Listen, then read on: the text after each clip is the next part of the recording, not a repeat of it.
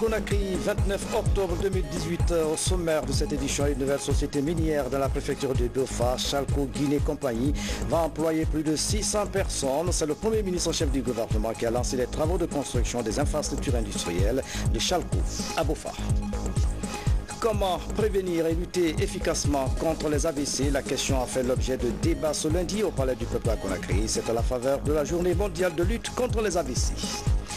Dans la rubrique En 60, ce soir, nous jeterons un regard rétrospectif sur la production littéraire de 1958 à nos jours. Des poèmes de Keita Fodeba, des ouvrages de mise en scène des ballets africains seront évoqués en souvenir. Mesdames et messieurs, bonsoir. Merci de l'attention et bienvenue dans cette édition qui sort sur un message départ à son Excellence, M. Jair Bolsonaro, président élu de la République fédérale du Brésil.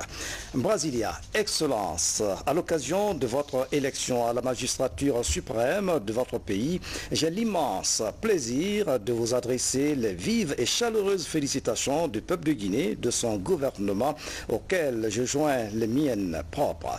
Ce choix que le peuple brésilien porte sur vous est le témoignage de votre sens élevé du patriotisme, votre abnégation et votre dévouement pour le bien-être du peuple brésilien. En cette heureuse circonstance, je voudrais vous exprimer ma volonté et celle de mon gouvernement à œuvrer avec votre Excellence pour le renforcement, la consolidation et la diversification de relations d'amitié et de coopération unissant si heureusement la République fédérale du Brésil et la République de Guinée. Enfin, vous me permettrez de vous adresser ainsi qu'à votre famille et au peuple ami brésilien mes vœux ardents de bonheur, de prospérité, de succès, très haute considération, signé professeur Alpha Condé, président de la République, chef de l'État. La nouvelle équipe dirigeante de la Cour constitutionnelle a reçu ce matin par le président de l'Assemblée nationale. Elle était venue présenter son plan d'action et les nouvelles orientations de l'institution. Et l'occasion mise à profit par l'honorable Kouri Kounyano pour réitérer tout son soutien à la nouvelle équipe de la Cour constitutionnelle. Le résumé de cette audience avec Sidi Robertono. Cette audience intervient juste après la nomination du nouveau président de la Cour constitutionnelle par décret présidentiel. La nouvelle équipe dirigeante de cette institution était venue présenter son plan d'action et ses orientations qui devront permettre de renforcer les relations de collaboration avec l'Assemblée nationale. La Cour constitutionnelle est venue à l'Assemblée nationale pour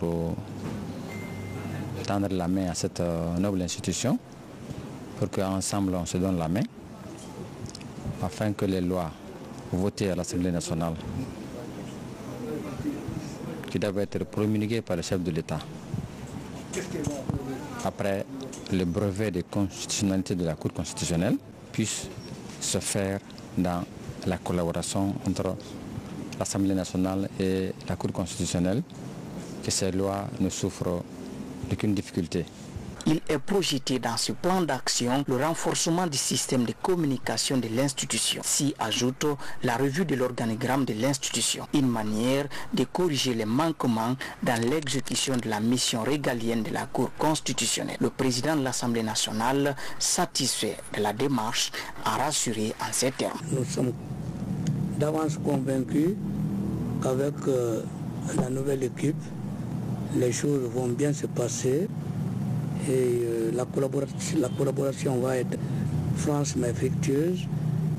L'ensemble des députés au niveau du bureau sont à votre disposition pour ces rapports de collaboration. Après l'Assemblée nationale, d'autres rencontres sont projetées auprès de certaines institutions constitutionnelles très prochainement. Et puis, en plus bref, le président de l'Assemblée nationale porte à la connaissance des membres du bureau, des présidents des commissions générales et de tous les honorables députés qu'une réunion extraordinaire du bureau de l'Assemblée nationale aura lieu le mercredi 31 octobre 2018 à 11h, suivi de la conférence des présidents à 13h et le jeudi 1er novembre 2018. Une plénière se tiendra à 11h précise à l'hémicycle du Palais du Peuple, ici à Conakry. Direction Bofa, où le Premier ministre, chef du gouvernement, a procédé au lancement des travaux de construction des infrastructures industrielles de Chalco Guinée Compagnie. Le projet va employer plus de 600 personnes. La première production de la bauxite, c'est dans 36 mois. La population était fortement mobilisée pour la circonstance. Voici le compte-rendu de Adi Kamara. C'est le lancement officiel des travaux de construction des infrastructures de la société Chalco Guinée Compagnie. C'est ici à Dondolifanyi, dans la sous-préfecture de Tamita, préfecture de Bofa. Et il s'agit là d'exploiter des blocs bauxitiques de Bofa Nord et Sud en vue d'industrialiser aussi l'économie guinéenne. Pour bien développer ce projet, nous avons choisi CC Force pour construire la route d'entretien et le passage au-dessus de la flotte, SMDE et IRI pour construire la centrale à feu lourd, Tchèque pour la conception, l'achat et la construction du port. Toutes ces entreprises ont de bonnes réputations, de fortes compétences, de belles performances, de riches expériences en Afrique et surtout en Guinée. Les travaux concernent également l'exploitation des ressources bauxitiques destinées à l'exportation pour des fins commerciales et la transformation de la bauxite sur place. La société compte employer pour cette première phase 664 personnes, dont 584 ouvriers. De 2011 à nos jours, les différentes réformes du secteur minier entreprises par le président de la République, le professeur Alpha Condé, fait de la Guinée le plus grand fournisseur de bauxite à la Chine, qui par ailleurs en est le plus grand consommateur dans le monde. C'est dans cette perspective que le groupe étatique Chinalco, deuxième plus grand producteur d'alumine et le troisième plus grand producteur d'aluminium au monde, a exprimé le besoin d'investir dans le secteur minier guinéen. La société Chalco Hong Kong a mis en évidence une réserve exploitable de 150 millions de tonnes de bauxite avec une ressource estimée à 915 millions de tonnes. La société Chalco va mettre en place une mine de bauxite d'une capacité initiale de production de 12 millions de tonnes par an et sera revue en hausse à 40 millions de tonnes par an, ce qui rassure le Premier ministre, Dr Ibrahima Kassouri Fofana. Le projet Chalco Hong Kong occupe un rôle central dans le programme de développement ambitionné par son Excellence, Monsieur le Président de la République, le professeur Alpha Condé. Vu le caractère industriel qu'il offre à la Guinée, nous allons vers une industrie d'alumine dans cette région. En effet, ce projet consiste à l'exportation de la bauxite, puis à sa transformation en alumine, dont le processus contribuera à renforcer la position de la Guinée dans la transformation locale de ses immenses ressources minières. C'est le moment et le lieu de remercier les autorités chinoises pour la qualité des relations bilatérales qui existent entre nos deux pays. C'est le moment de rendre hommage à l'amitié exemplaire qui lie le président chinois au président de la République de Guinée. Ceci se traduit par la matérialisation de ce partenariat stratégique qui prouve à suffisance que nous pouvons réaliser les choses ensemble. Nous avons un objectif commun pour le bien-être des peuples chinois et guinéens. Ce projet sera sans aucun doute un catalyseur pour le développement d'un corridor de transport de minerais impliquant plusieurs projets miniers de la région. Alors, dans le cadre du respect du contenu local, la société va contribuer financièrement au développement et au renforcement des capacités de la communauté locale en reversant chaque année 0,5% de son chiffre d'affaires issu de la vente de la bauxite brute extraite. La première production commerciale va démarrer dans 36 mois selon les sociétés du projet. Comment lutter contre l'insécurité en mer? La question est au centre de réflexion des acteurs intervenants dans la sécurisation de l'espace maritime. La rencontre a regroupé les chefs des ports et débarcadères, la gendarmerie maritime et la préfecture maritime. Entre autres, d'importantes mesures ont été prises dans ce sens. Sergent Alassane Yabi est correspondant de la presse militaire. Sur les 300 km de la côte maritime guinéenne, des pratiques comme le brigandage, la piraterie, la pêche non déclarée et le coulage pétrolier sont entre autres faits récurrents. Pour lutter donc contre ces actes illicites sur le littoral, l'ensemble des acteurs impliqués dans la sécurité maritime se concertent pour trouver les voies et moyens permettant d'endiguer le phénomène. 90% du commerce mondial se passe par la mer. Donc aujourd'hui, tout ce que nous recevons, la grande partie des marchandises que nous recevons en Guinée viennent par la mer. Donc si aujourd'hui les navires continuent d'être attaqués, ça va jouer sur l'assurance. Et bien sûr, les incidents se ressentiront sur le panier de la ménagère. Donc c'est pourquoi nous interpellons les gens. La réunion est là à interpeller tout le monde. Parce que les brigands, ils ne viennent pas dans notre pays. Ils peuvent venir dans notre pays, bien sûr. Mais ils viennent généralement des débarcadères, des ports et débarcadères de la Guinée. Les conséquences directes liées à ces pratiques illicites restent une réelle menace pour la quiétude sociale et aggravent la pauvreté. Ce débarcadère est commandé, que ce soit commandé par... Il y a des militaires, il y a des civils. Tout ceci doit prendre leurs responsabilités pour surveiller et savoir quand est-ce que les gens là sont sortis, où ils vont et quand ils viennent, ils sont venus avec quoi, qu'est-ce qu'ils ont fait. Comme vous le savez, tout se passe en mer. Il y a les attaques armées, il y a la vente de la drogue, il y a le commerce des armes, il y a le commerce des personnes, surtout des femmes et des enfants. C'est ce qui nous motive justement à venir soutenir la préfecture maritime aujourd'hui pour que cette insécurité vraiment puisse diminuer. Compte tenu de la complexité du phénomène, la préfecture maritime, coordinatrice des actions de l'État en mer, compte sur la synergie d'action de tous afin de relever le défi de la sécurité maritime en Guinée. Dans l'actualité encore, une nouvelle chaire de l'UNESCO existe désormais à l'Institut supérieur des sciences de l'éducation de Guinée, ISEG. Ce programme vise à encourager la formation des formateurs. Résultat attendu, qualifier davantage le système éducatif. Bernard Tonguino, reportage. C'est un nouvel instrument d'appui à la recherche et à la formation à l'Institut supérieur des sciences de l'éducation de Guinée. L'ouverture de la chaire UNESCO est effective à l'ISEG de Lambagny. La cérémonie mobilise plusieurs enseignants-chercheurs, des étudiants ainsi que les fonctionnaires de l'UNESCO. La chaire UNESCO, en fait, vient en appui de toutes les contributions, de tout le financement que l'État guinéen accorde à l'Institut supérieur des sciences de l'éducation de Guinée. Puisque cette subvention n'est pas toujours suffisante pour atteindre tous les objectifs, alors chaque fois qu'on a besoin c'est la chaire UNESCO par nos différentes conventions qui va compléter nos ressources financières pour l'atteinte de nos objectifs. Le département a pris toutes les dispositions pour le bon fonctionnement de la chaire. Ce n'est pas parce qu'on veut de la chaire qu'elle est automatiquement ouverte.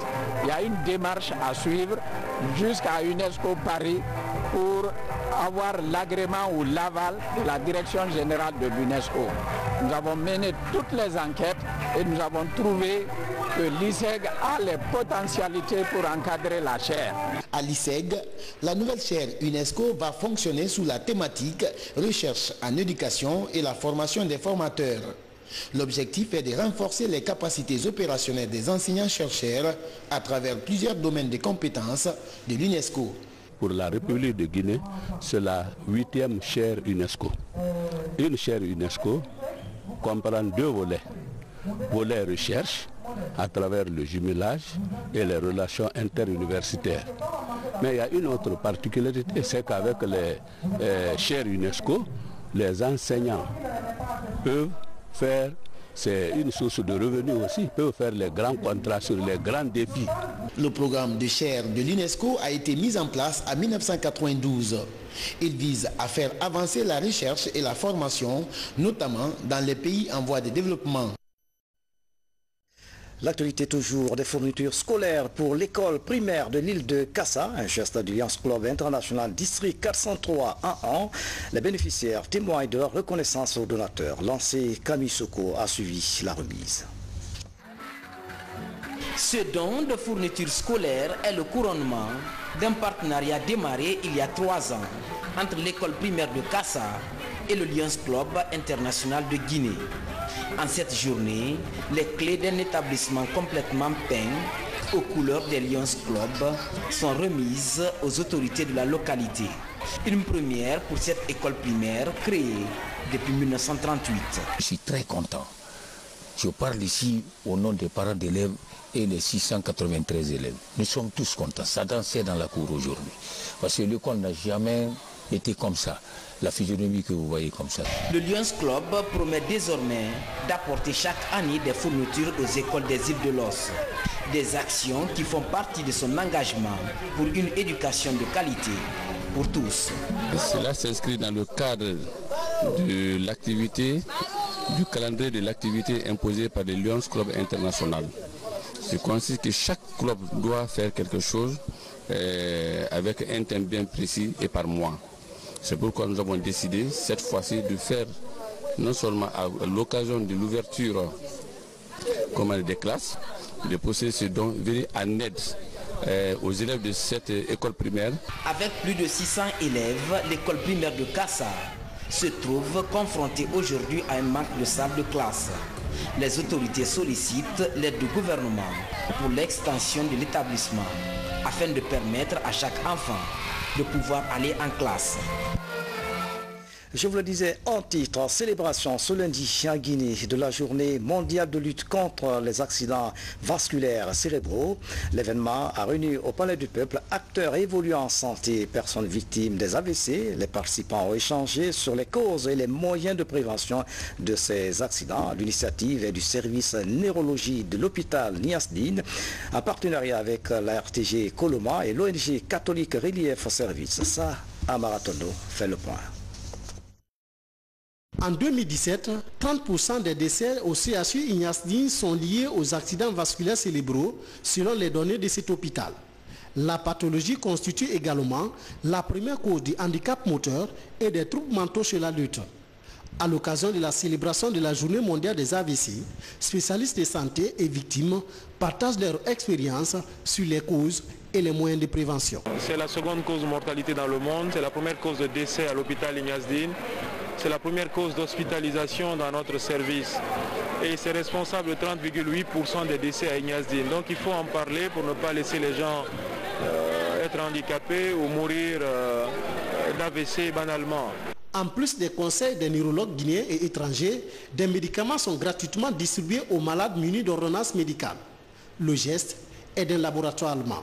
Vu le sérieux que le laboratoire d'Eng Pharma fait dans la fabrication de nos produits, la qualité de nos produits, ils nous ont appelé de venir assister à la population pour pouvoir leur distribuer ces médicaments gratuitement, mais sur ordonnance. Avant que je ne tombe malade, je faisais le sport très bien, Je faisais le sport très bien. Mais j'ai même fait la formation militaire.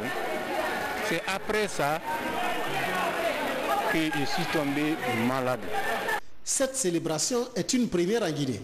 Elle est initiée par le service neurologie de l'hôpital Ignasdine en partenariat avec la RTG Coloma et l'ONG catholique Relief Service. Une œuvre que ces structures comptent élargir sur le reste du pays. Nous allons envoyer le message auprès de la population à travers la radio, la télévision, ainsi de suite, mais nous allons former des animateurs des mobilisateurs sociaux qui vont aller auprès de la population pour véhiculer ces messages afin que le Guinéen soit informé, que chacun puisse savoir un peu comment éviter les AVC et aussi comment faire les prises en charge précoces avant d'arriver à l'hôpital quand on est victime. Par ces actions de sensibilisation, le service de neurologie de l'hôpital Niasdine, la RTG Koloma et Catholique Relief Service entendent limiter la progression de ces pathologies dans le pays. Santé toujours, le Fonds des Nations Unies pour la population multiplie des actions pour créer un environnement favorable à l'épanouissement des adolescents en milieu scolaire. Un atelier d'incubation de 4 jours a été organisé à cet effet à Conakry. Les acteurs de la santé ont mis un accent sur des actions visant à promouvoir la santé sexuelle et reproductive des jeunes. Abraham, Christophe Kanté, Saliouba, reportage. C'est une concertation entre acteurs de l'UNFPA, de l'UNICEF, de l'OMS et de l'ONU Femmes. Les réflexions sont axées sur l'amélioration de la santé sexuelle et reproductive des adolescents et des jeunes.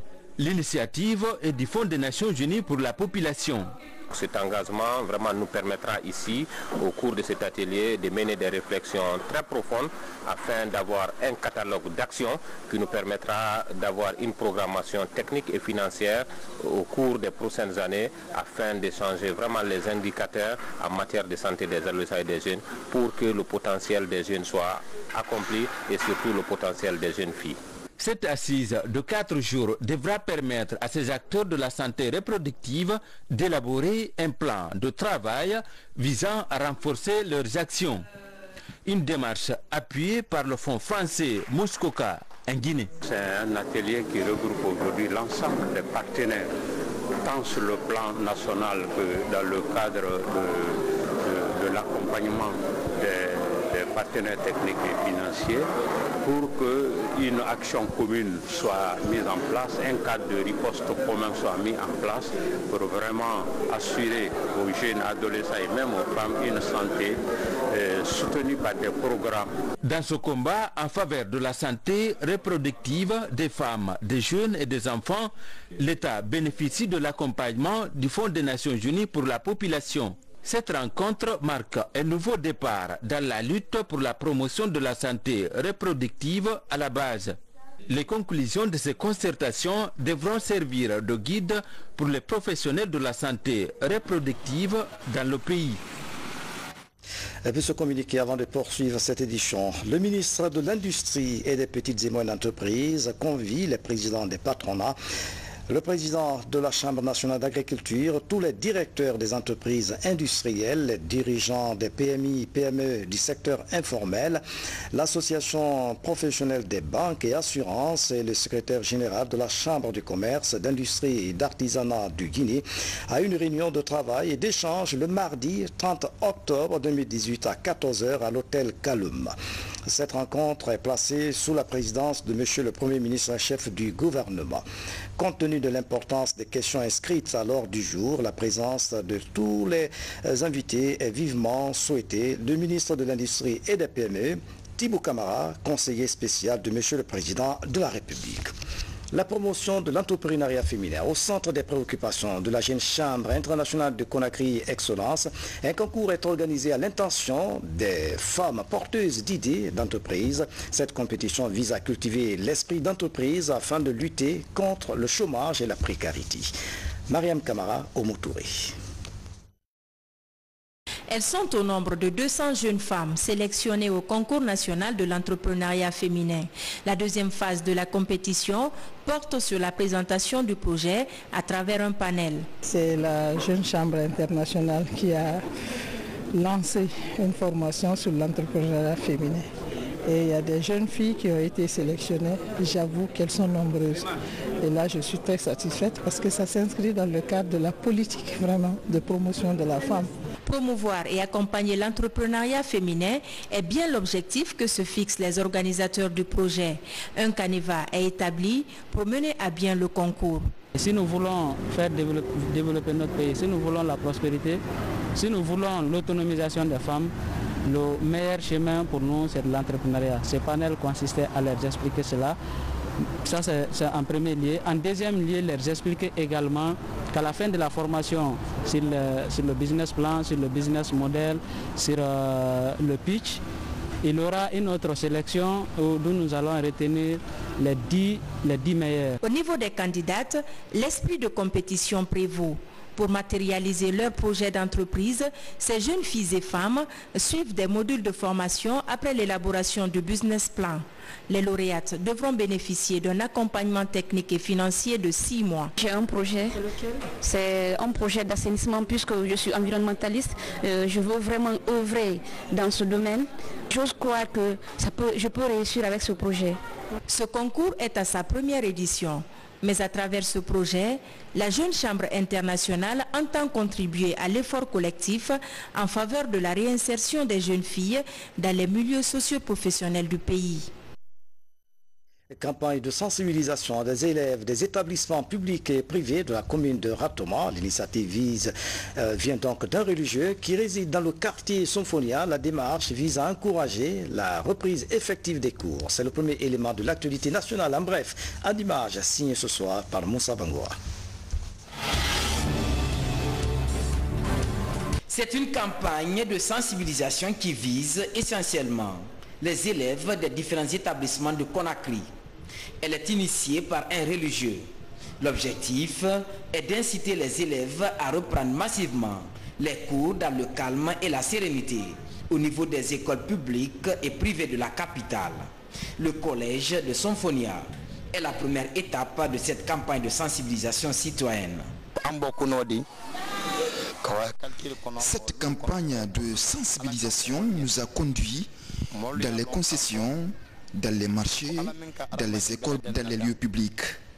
Le message est d'inciter les élèves à la non-violence dans les écoles.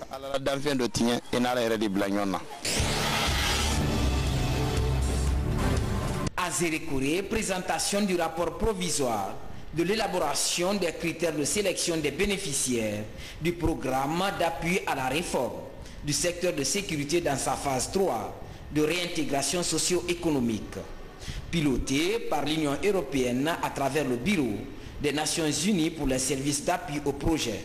L'idée est de contribuer à la stabilité socio-économique à travers la réintégration de 1300 jeunes à risque et autres groupes vulnérables en région forestière.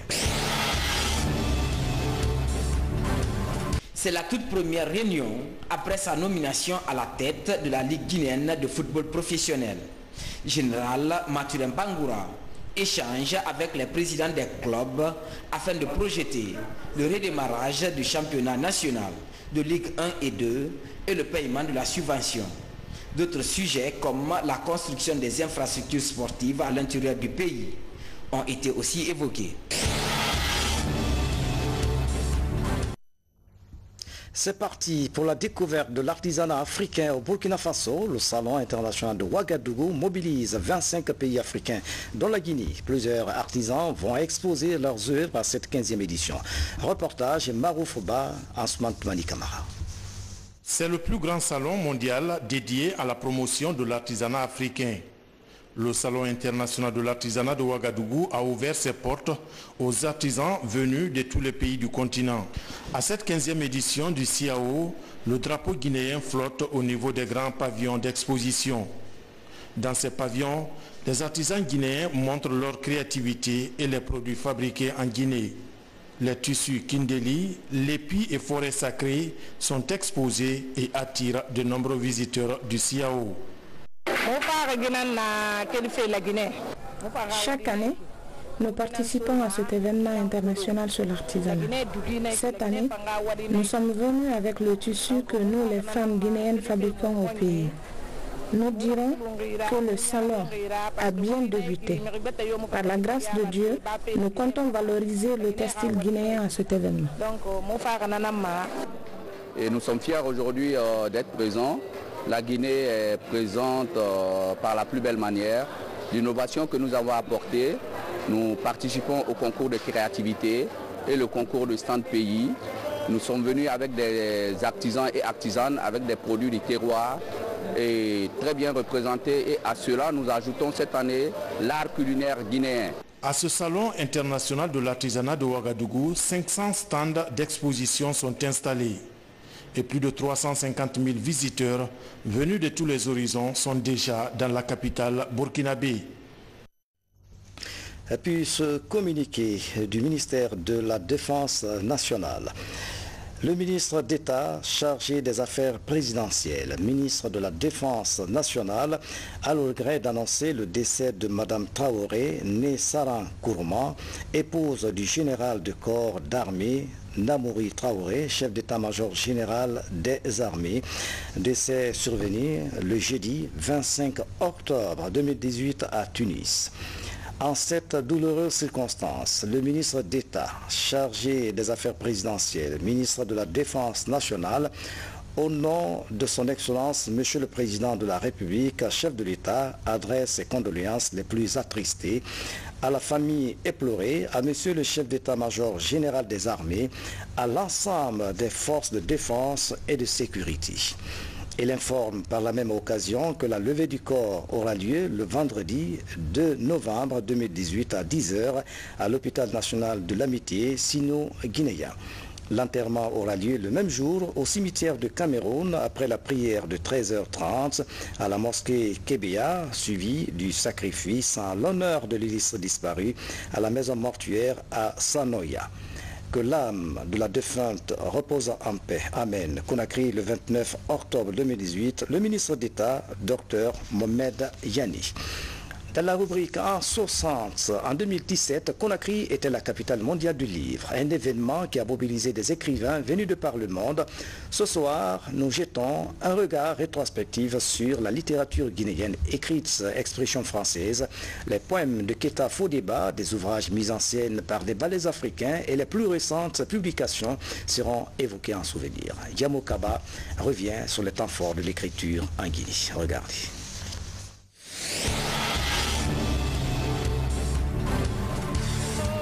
À ses débuts, elle traduisait essentiellement la tradition orale.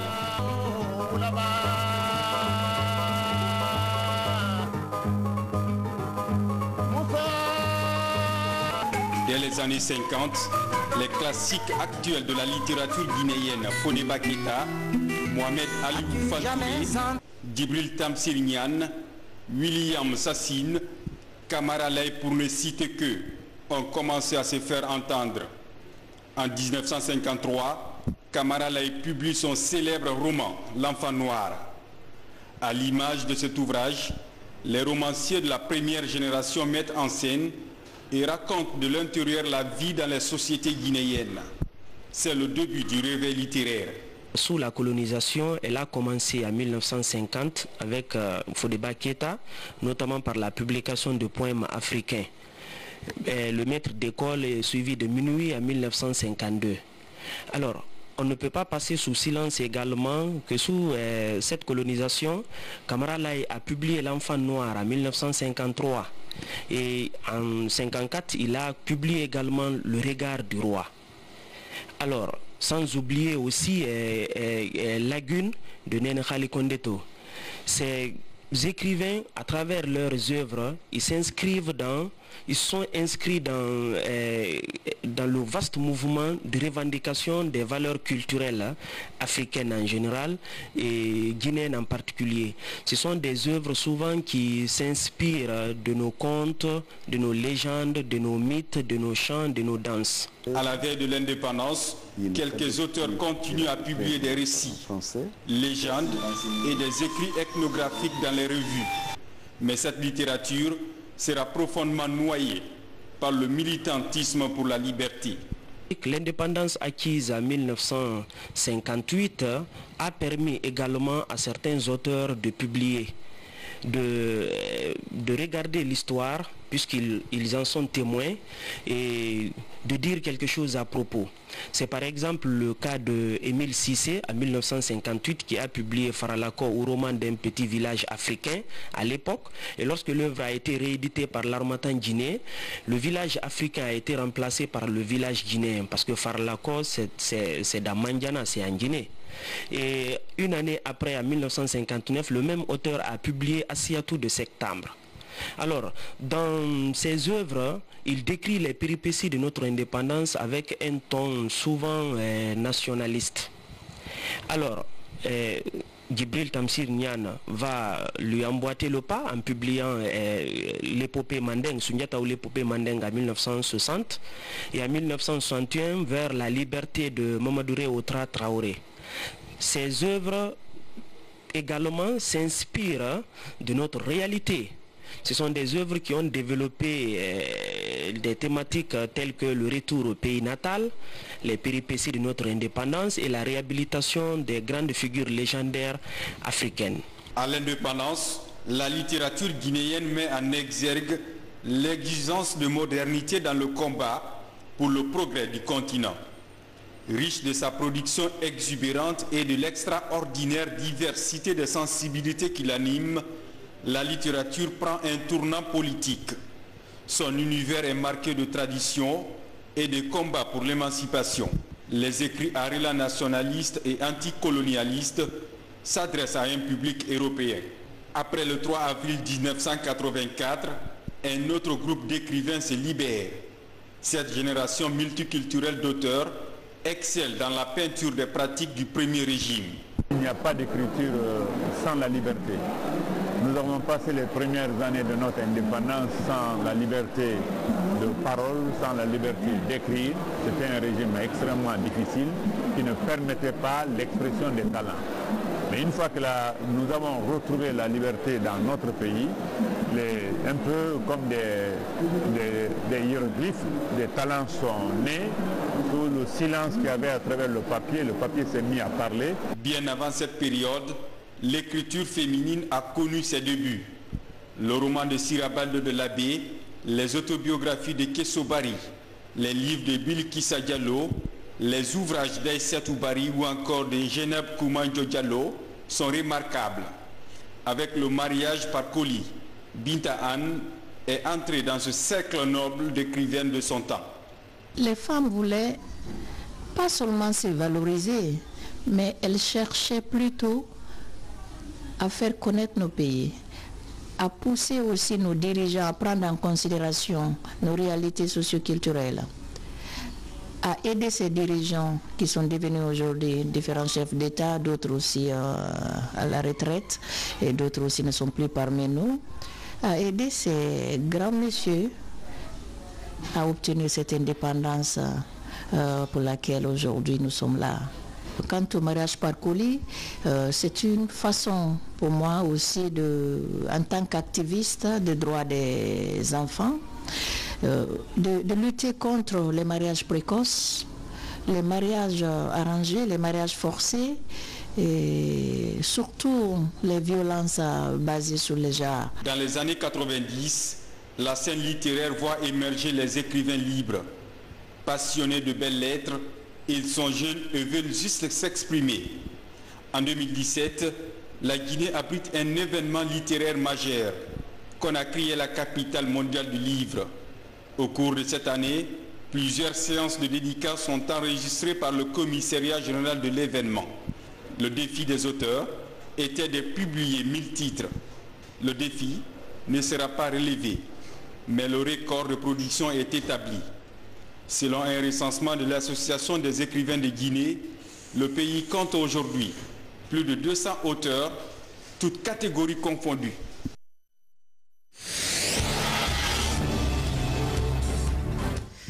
Quelques nouvelles en télégramme. Un nouveau président pour le Brésil, Jair Bolsonaro, a été élu avec 55% des suffrages. C'est une nouvelle page qui s'ouvre pour le Brésil.